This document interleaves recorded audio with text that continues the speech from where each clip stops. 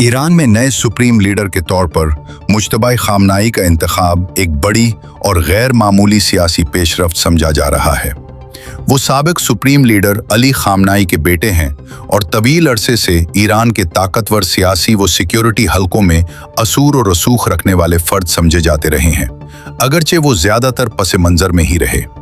इनकी क़यादत में अब ईरान को दाखिली इस्तेहकाम और बैरूनी दबाव जैसे बड़े चैलेंजेस का सामना होगा।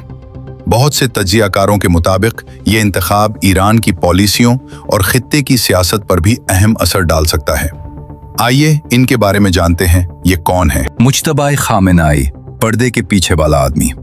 तारीख में कुछ लोग ऐसे होते हैं जो ताकत के बहुत करीब होते हैं मगर खुद कभी रोशनी में नहीं आते।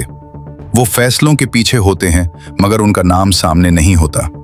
मुज्तबा खामेनाई भी 3 दहाइयों तक ऐसे ही रहे। न कोई बड़ी तकरीर, न इंतखाबी सियासत, न कोई नुमाया ओहदा। ज्यादातर ईरानी उनका चेहरा तो जानते थे मगर आवाज नहीं। मगर आज वही शख्स 56 बरस की उम्र में एक जंग के दौरान ईरान का तीसरा सुप्रीम लीडर बन गया है। मुज्तबा खामेनाई 1969 में मशहद में पैदा हुए, जो ईरान का अहम मजहबी शहर है। उनका बचपन इनकलाब और जंग के माहौल में गुजरा। 1986 में सिर्फ 17 बरस की उम्र में वो ईरान इराक जंग के महाज पर गए।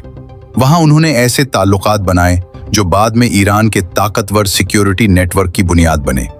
आज यही नेटवर्क ईरान की ताकत का असल सुतून समझा जाता है।